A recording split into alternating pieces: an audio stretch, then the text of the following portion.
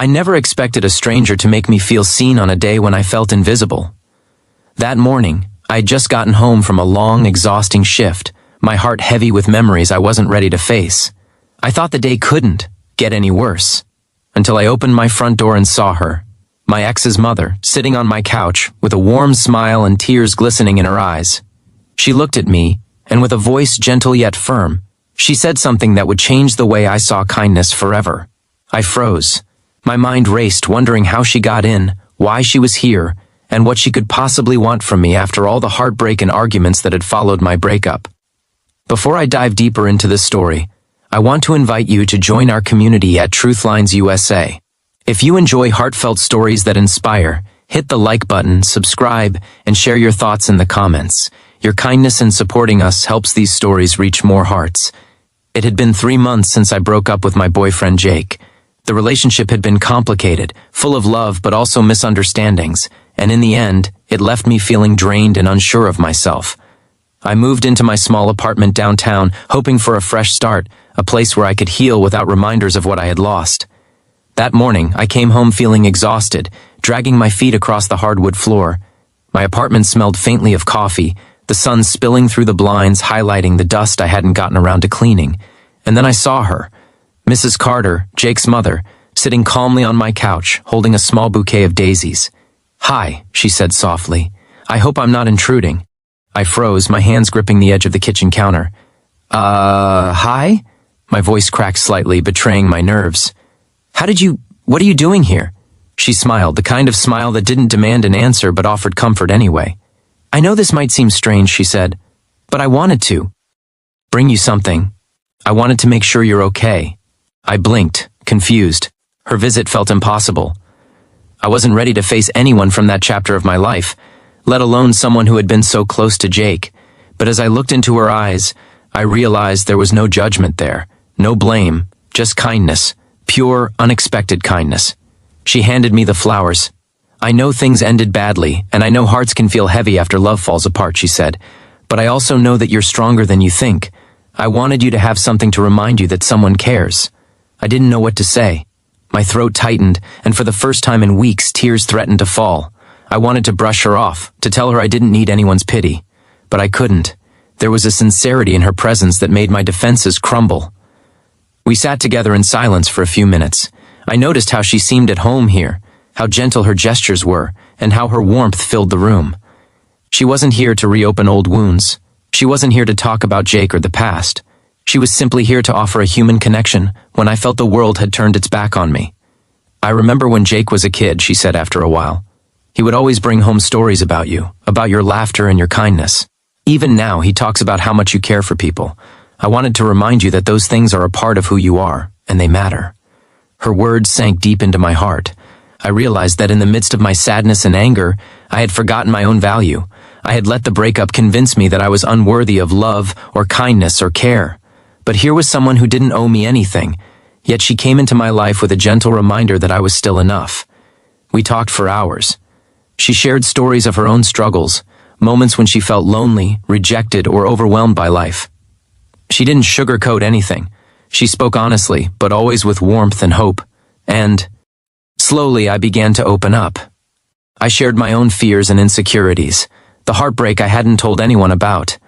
And she listened, not just politely, but with genuine attention, as if my feelings mattered. By the time the sun dipped below the horizon, casting a soft orange glow across my apartment, I felt lighter. My heart wasn't completely healed, but for the first time in months, I felt seen, heard, and valued. And all it took was someone choosing kindness over judgment, choosing presence over distance, choosing care over indifference. Before she left, she hugged me. "Remember," she whispered, "kindness isn't just for others. Don't forget to be kind to yourself." And with that, she was gone, leaving behind only the bouquet of daisies and a heart full of hope. In the days and weeks that followed, I carried that lesson with me. I realized that kindness is rarely loud or flashy. It doesn't always come with applause or recognition. Sometimes it comes in quiet gestures, a cup of coffee, a warm smile, a heartfelt word from someone who has no obligation to offer it. I started noticing opportunities to practice kindness in my own life. I held the door for strangers, offered compliments to coworkers, checked in on friends who seemed distant. and in each small act, I felt the same warmth Mrs. Carter had brought into my home. It was contagious. It reminded me that the world isn't as cold as it sometimes feels, and that even after heartbreak, there's room for connection, love, and healing. I also learned to be kind to myself. After the breakup, I had spent weeks criticizing my choices, blaming myself for what went wrong. But kindness taught me that mistakes are not the end. They are lessons, and our worth is not defined by another person's actions or feelings. I began journaling, meditating, and taking small steps to nurture my own well-being. Every time I felt doubt creeping in, I remembered the gentle eyes of Mrs. Carter sitting on my couch with a bouquet of daisies, reminding me that I was enough. A few months later, I ran into Jake at a coffee shop. There was no anger, no awkward tension, just a quiet acknowledgement of the past and the growth that had come after it. I smiled, and he smiled back, and in that brief moment, I realized that the act of kindness I had received had not only healed me but also prepared me to move forward with grace and peace. Looking back, I see now that kindness is transformative. It doesn't just comfort, it empowers. It doesn't just soothe, it teaches. And it isn't reserved for big gestures. Sometimes it's the quiet, unexpected presence of someone who chooses to see you, to care for you, and to remind you of your worth when you've almost forgotten it. If I had turned Mrs. Carter away that day, if I had let pride or fear dictate my actions, I would have missed a lesson that changed my life. Instead, I accepted the kindness she offered, and it rippled outward in ways I never imagined. I learned to embrace vulnerability, to open my heart again, and to recognize that the world, even in its harshest moments, can still surprise you with moments of unexpected love.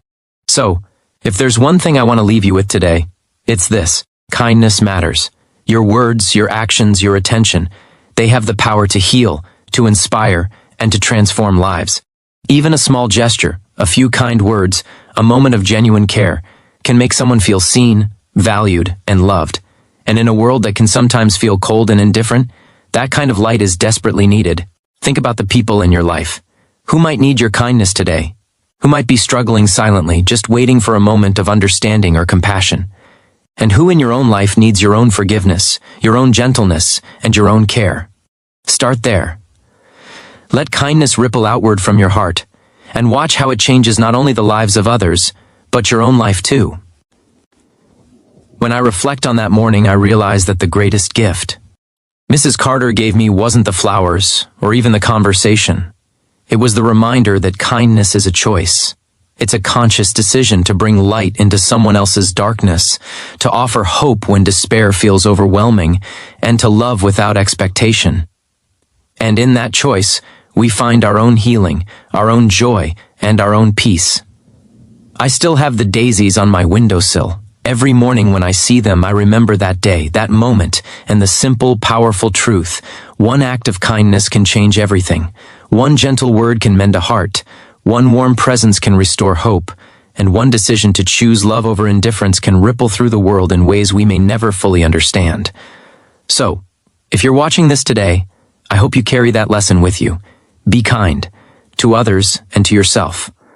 Offer your attention, your care, your compassion. You never know whose life you might transform, whose heart you might heal, or whose world you might make a little brighter. Because kindness, in all its forms, is the greatest gift we can give, and the most powerful force we can ever share. I never imagined that the day I walked in and saw my ex's mother on my couch would be the day I truly understood the power of kindness. And now, I carry that understanding with me, letting it guide my actions, my words, and my heart. Every day is an opportunity to be that light for someone else, to offer the same warmth and care that was given to me when I needed it most. Remember, kindness isn't just a gesture. It's a choice, a mindset, and a gift that has the power to heal. So go out there and be kind, speak gently, listen deeply, care sincerely. The world needs it, and so do we. And always, always remember, one small act of kindness can change someone's life, maybe even yours.